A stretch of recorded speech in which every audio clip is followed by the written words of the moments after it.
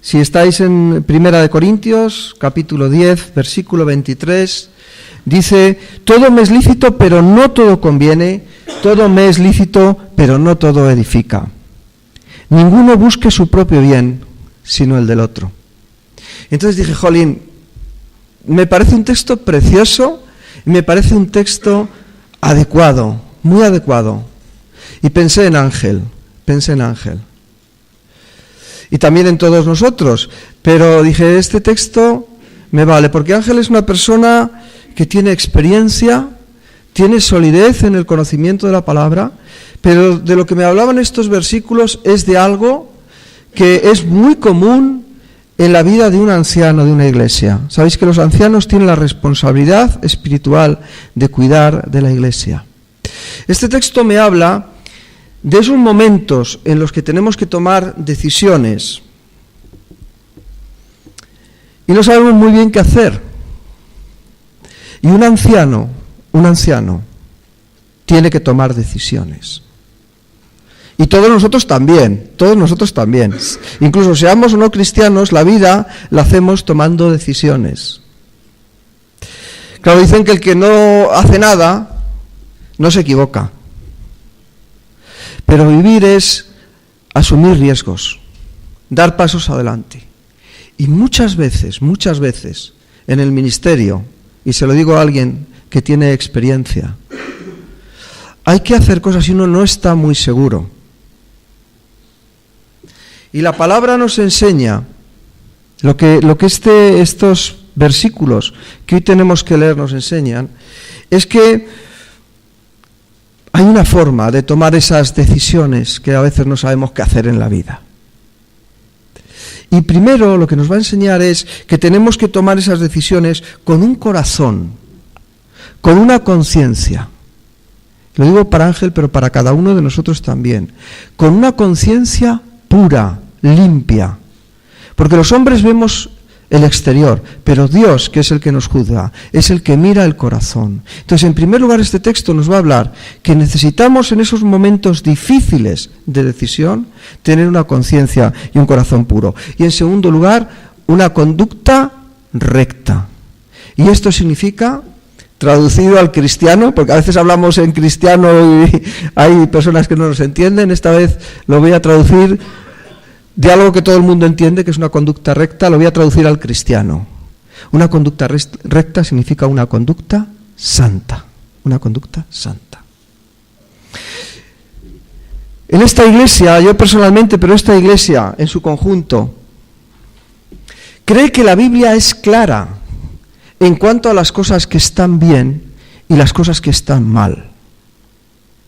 Tenemos un principio, ese principio es no todo vale. Ya sé que esto de todo vale es un principio muy actual, muy moderno, muy guay, muy chachi, pero aquí nosotros creemos que no todo vale. Lo digo para aclarar el principio de lo que hemos leído. Fijaros, dice, todo me es lícito. Bueno, todo dentro de un orden. Nosotros creemos que hay cosas que están bien y hay cosas que están mal, ¿o no? Hombre, hay 10 mandamientos, ¿verdad? El Señor dice que hay 10 cosas que hay que hacer o que evitar, y son mandamientos, y son claros. Que nuestro sí sea sí, nuestro no sea no. No todo vale, no todo está permitido. Ahora, hay cosas en la vida, hay situaciones donde no todo está tan claro. Porque la Biblia, aunque es una pauta de fe y de conducta, es lámpara a nuestros pies y lumbrera a nuestro camino, eso no quiere decir que cada detallito de la existencia humana esté en estas páginas negro sobre blanco. Entonces, muchas veces tenemos que buscar la voluntad de Dios y preguntarnos ¿qué tengo que hacer en esta situación? Y a los pastores nos pasa, pero a cada creyente y a cada persona se le va a presentar esta situación de no saber muy bien cómo actuar.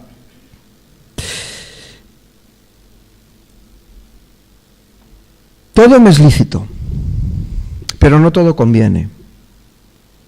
Todo me es lícito, pero no todo edifica. Ninguno busque su propio bien, sino el del otro. La primera orientación, la primera pauta que tenemos, la primera idea que tenemos en estas situaciones donde uno no sabe muy bien qué hacer, es que recordéis una cosa, que somos libres, porque Cristo nos ha hecho libres. ¿Creemos lo que dice la Escritura? Pues también tenemos que creer esto. Tenemos que creer que somos libres. Pero tenemos que tener también presente que somos ciudadanos de un reino. Entonces, esto implica no vivir solo para nosotros mismos, sino para aquel que nos salvó y teniendo en cuenta también el bien de los demás. Esta es la idea. Edward Lorenz, que era un matemático y un meteorólogo norteamericano, allá por el año 1960, o sea, la época en la que nacimos algunos, yo por ejemplo, pues por esa época estaba haciendo modelos para predecir cómo iba a ser el comportamiento del tiempo. Yo tenía un profesor de física que decía que los meteorólogos no se equivocan nunca. Es que él era, además de profesor de física, era meteorólogo, y decía no se equivocan nunca. Bueno, pues al hacer estos modelos, él ya estaba trabajando con ordenadores. Los ordenadores de los años 60 pues no eran como los que hay ahora. Entonces él dijo, bueno, para hacer los cálculos más rápido, para que el ordenador tarde menos tiempo, en lugar de utilizar todas las cifras, todos los datos que yo tengo para hacer mis previsiones, voy a quitar algunos decimales, así el ordenador va a funcionar más rápido. Entonces se sorprendió de una cosa tremenda, y es que cuando él quitaba decimales, los resultados variaban muchísimo. Entonces formuló lo que se llama el efecto, no sé si habéis oído, tiene que ver con la teoría del caos, el efecto mariposa, que se resume quizás con estas palabras del propio Lorenz. Dice, el leve aleteo de una mariposa se puede sentir al otro lado del mundo. Cada decisión que tomamos, por sencilla y por simple que sea, puede transformar este universo. Si lo puede hacer el aleteo de una mariposa, cuanto más una de las acciones, por simples que parezcan, que nosotros llevamos a cabo. Entonces, es importante cuando decidimos elegir bien. Y este texto de Corintios nos habla de esto. Bien, hay cosas en la palabra que están claras. Los 10 mandamientos, amar al prójimo, no mentir, que vuestro sí sea sí, que vuestro no sea no, ser veraces. Todas estas cosas están claras y las tenemos que obedecer. O sea, no tiene mucho sentido que hoy venga alguien y me diga, oye, ¿me puedo acostar con la vecina de al lado? No, este no es un problema que se deba plantear. ¿Sí? ¿Puedo mentir? ¿Puedo defraudar Hacienda? ¿Puedo robar? Bueno, no estamos hablando de eso. Estamos hablando dentro de las cosas que son lícitas, dentro de las cosas que sí están permitidas, dentro de lo que no es ilícito, hay cosas que no convienen. No todo conviene. Dentro de esas cosas que están permitidas, no todo conviene. No todo es bueno para mi bien espiritual, para mi beneficio espiritual y el beneficio y la edificación de los demás, y hacer de este mundo un mundo en el que Dios reina y no el diablo. Entonces, ahí están las instrucciones. Las vamos a seguir leyendo porque creo que son claras y súper interesantes. Fíjate, vamos al versículo 25.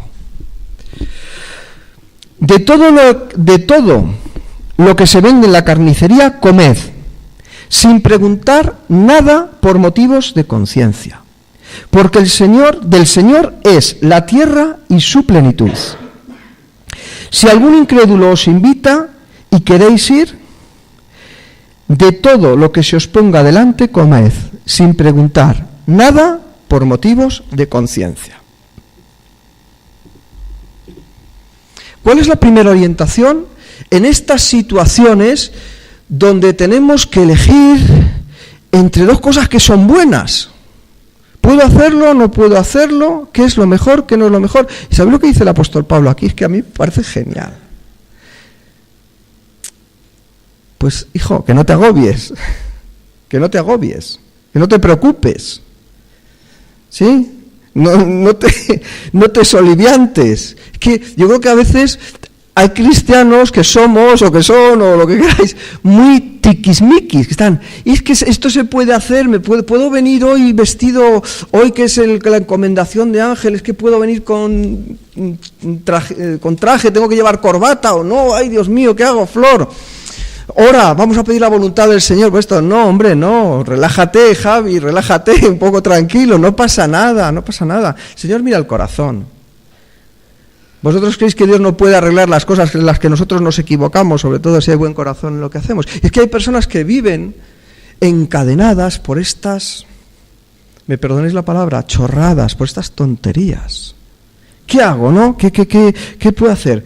Y peleamos batallas interiores que no merece la pena pelear. Oye, que hay cosas más importantes y hay que saber distinguir y discernir lo que en esta vida merece la pena y lo que no. Fijaros, ¿qué es lo que estaba pasando en la iglesia de Corinto? ¿Cómo eran los corintios? ¿Os acordáis? El primer día hicimos una introducción de cómo era la iglesia de Corinto. Pues era gente normal. Los corintios eran gente normal. Algunos igual piensan que son muy malos y que ahora la iglesia es muchísimo mejor y que ¿dónde va a parar? No, era gente normal, era gente como nosotros, era gente que lloraba, gente que reía, era gente que metían la pata. Sí, los corintios metían la pata, ya lo hemos ido viendo y lo que nos queda. Pero eran personas que en un mundo hostil, como era aquel mundo grecorromano, querían adorar y alabar a Dios con todo su corazón. Y que tenían que tomar decisiones. Y que a veces no sabían muy bien si la decisión que tomaban era correcta o no, que era lo bueno, que dejaba de serlo. Y en concreto, en estos capítulos, o en estos textos que estamos leyendo, prácticamente desde el capítulo 8, que le toca a Pablo, por cierto, hemos cambiado el orden por motivos no estratégicos, sino bueno, por motivos de tiempo, pero hasta esto yo creo que Dios lo controla. Pues a partir del capítulo 8, que Pablo nos explicará, Dios mediante, el próximo día, se está planteando uno de estos problemas, una de estas decisiones que los corintios tienen que tomar, y tiene que ver con la comida, con lo que se come. Podían comer cualquier cosa. Claro, daros cuenta, el contexto en el que están es un contexto donde todas las actividades que se hacen en la sociedad greco-romana están dedicadas a los dioses. Las fiestas, las decisiones políticas, incluso las comidas, todo estaba dedicado a los dioses. Entonces, ¿qué tienen que hacer los cristianos en una situación como esta? Y el capítulo 8 habla de esto, el capítulo 9 acerca de la autoridad que tiene un apóstol, y el capítulo 10, el principio, Ángel nos hablaba el domingo pasado, acerca de compartir la mesa de los ídolos, es decir, de los demonios, y la mesa del Señor. Y todavía va a seguir la epístola hablando de la comida. Es decir, esto es un problema, esto es una cuestión importante. ¿Y cuál es, ante esta cuestión tan importante y tan preocupante, cuál es la respuesta del apóstol Pablo? Hermanos, no os preocupéis demasiado, no os agobiéis, tranquilos. Y cita el Salmo 24, porque del Señor es la tierra y su plenitud. Es decir, Él ha hecho todos los alimentos, no os preocupéis, tranquilos. De lo que se vende en el mercado podéis comprar. Pues ¿qué dice el versículo 25? De todo lo que se vende en la carnicería, comed. Se puede comprar y se puede comer sin preguntar nada por motivos de conciencia. Y si te invitan a comer en una casa, tienes que agobiar mucho, ay, ¿podré comer o no comer lo que me ofrecen? Y dice el versículo 27, si algún incrédulo os invita, pues ya sabéis, os ponéis de rodillas a orar, 7 días de ayuno, debo ir a casa.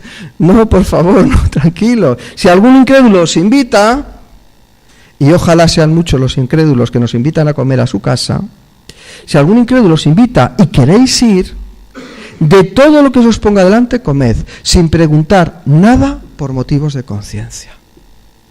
¿Sí? Pues ya está. Obrar en conciencia.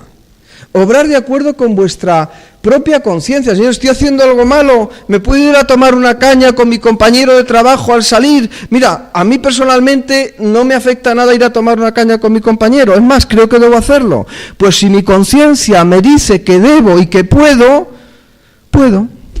Esa es la primera recomendación para este tipo de decisiones que no están negro sobre blanco en la palabra de Dios. No te agobies, hermano, no te agobies, tranquilo, no pasa nada.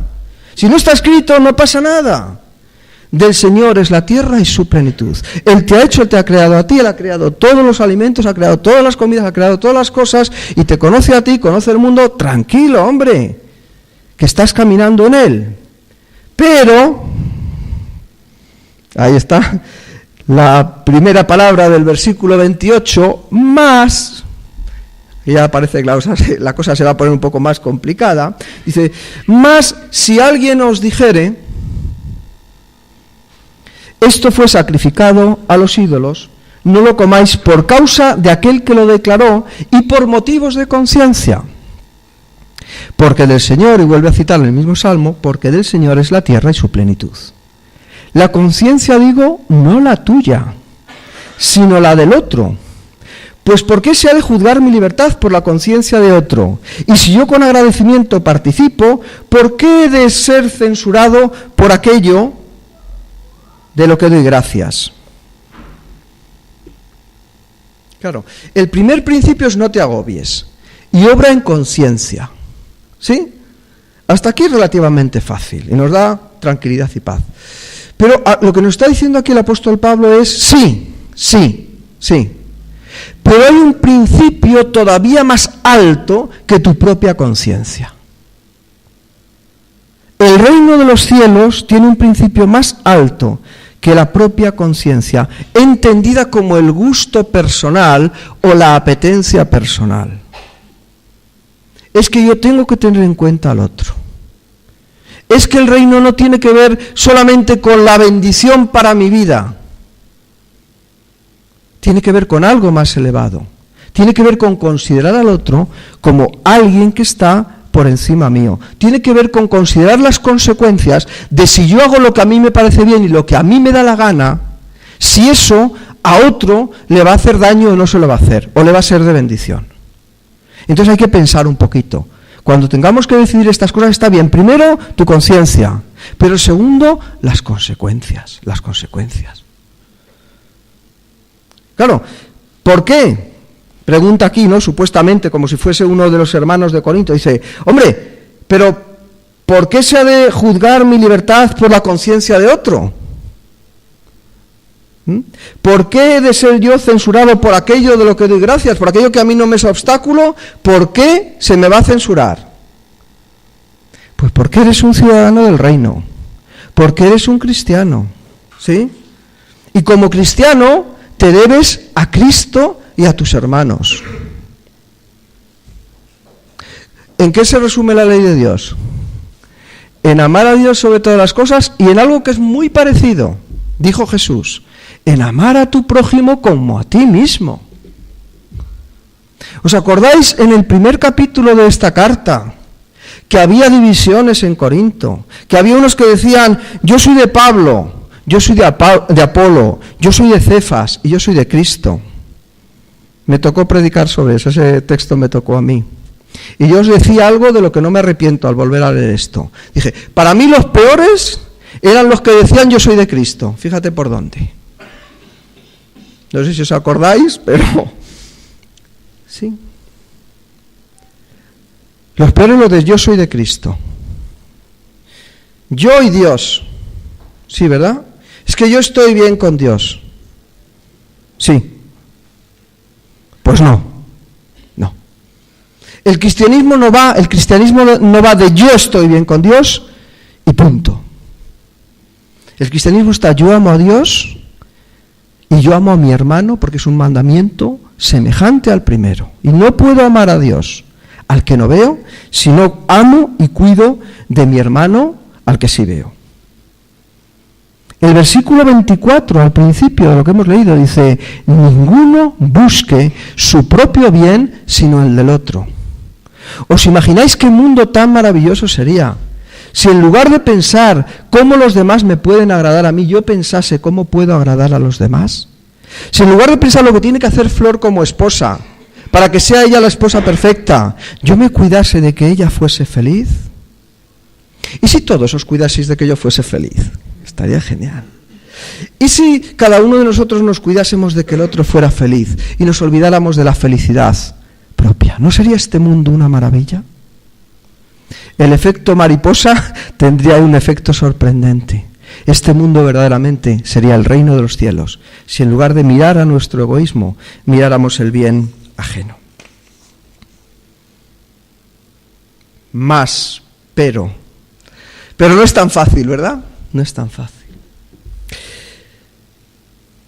¿Y si la situación fuera que tu conciencia te dice que debes hacer algo, pero eso que debes hacer puede molestar o afectar a otro? Porque muchas veces se habla de lo del hermano débil. ¿Y si lo que tú crees que debes hacer afecta a la conciencia de otro, molesta?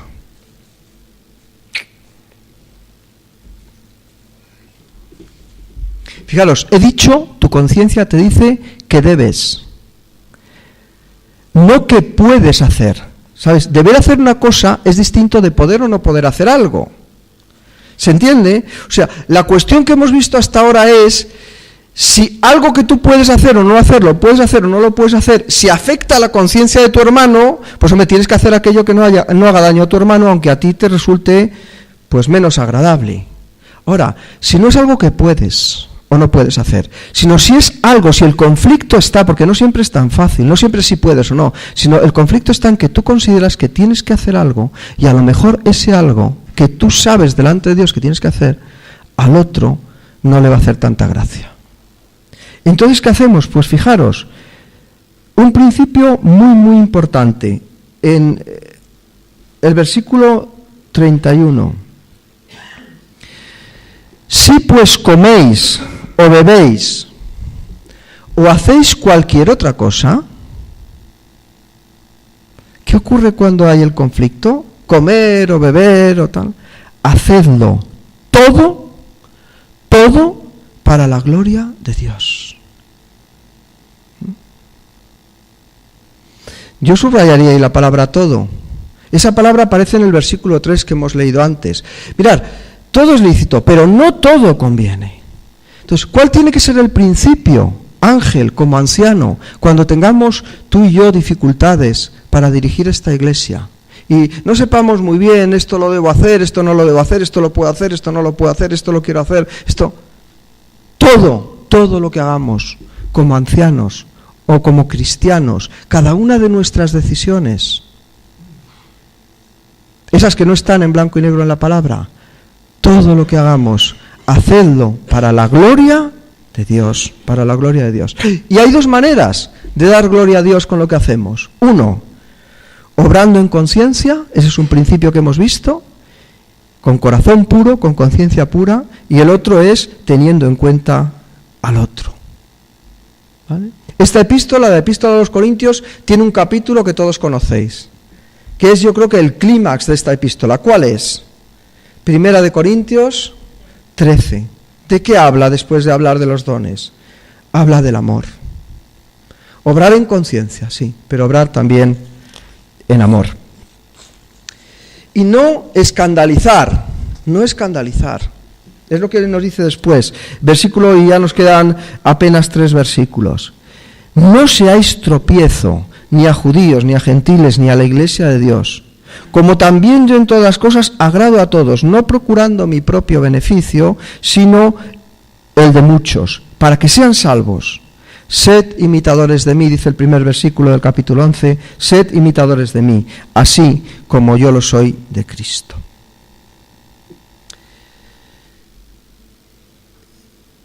¿Cuál es la pauta negativa? No escandalicéis. ¿Qué es un escándalo? La canción esa de Rafael, que es un escándalo, es un escándalo. Me he leído la letra esta mañana y digo, les pongo la canción, no, porque es un escándalo, la verdad, lo que dice. Es algo que hace tropezar a los demás. Dice algo así como, si mi conducta es pecado, no importa, quiero seguir pecando y es un escándalo. Bueno, pues eso es justamente, por eso no os he puesto la canción, eso es justamente lo que dice Pablo que no hay que hacer. No seáis escándalo, no seáis tropiezo a los judíos, ¿Quiénes eran los judíos? Los judíos eran los enemigos en este momento de los cristianos. No seáis tropiezo para aquellos que son enemigos de Cristo. No seáis tropiezo para los gentiles, los que eran indiferentes, bueno, una religión más. Y por supuesto, no seáis escándalo, no seáis tropiezo para la iglesia de Dios. No seáis escándalo. A ver, lo que hagas, que no haga que otro caiga. ¿Sabéis el juramento hipocrático, el juramento que hacen los médicos? Dicen, primum non nocere. Lo primero que hay que hacer, lo primero que tiene que hacer un médico es no hacer daño. Bastante bien haríamos si, a veces, casi si en lugar de predicar el Evangelio, que tiene poder por sí mismo, no fuéramos escándalo para que otros se apartaran del Evangelio. Lo primero, y además como médicos, hermanos ancianos, como médicos del alma, lo primero que tenemos que hacer es no hacer daño, no herir. Porque es que hay heridas que causamos muchas veces que luego tardan mucho tiempo en curarse. Yo creo que todas se pueden curar, porque el médico del alma puede curar todo. Pero a veces los cristianitos hacemos cositas que hacen pupa. Y teníamos que recordar este principio de los médicos del alma, no hacer daño. Pero claro, no es solamente un principio negativo, no solamente no hay que hacer daño. El apóstol Pablo dice una cosa mucho más importante que Hipócrates.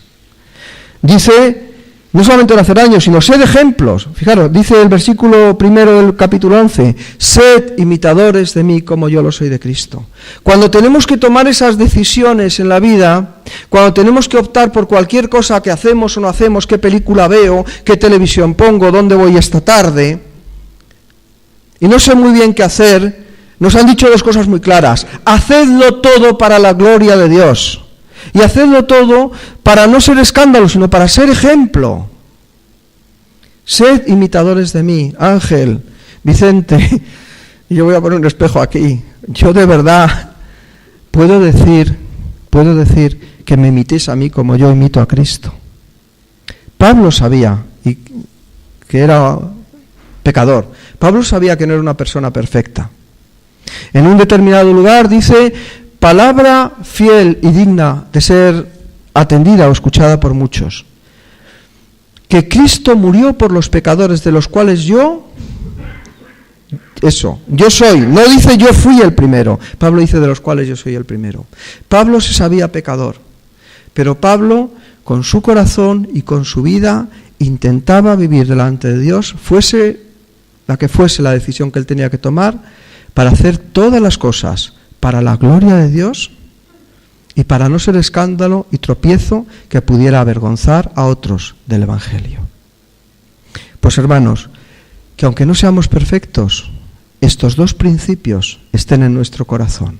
Muchas veces es posible que tengamos dificultades en saber qué es lo que tenemos o no tenemos que hacer. Pues en primer lugar, mira, examina tu conciencia. Obra con conciencia pura y reconociendo también a tu hermano. Y en segundo lugar, obra siempre de una manera digna, correcta y santa delante de Dios. Pues que los bendiga.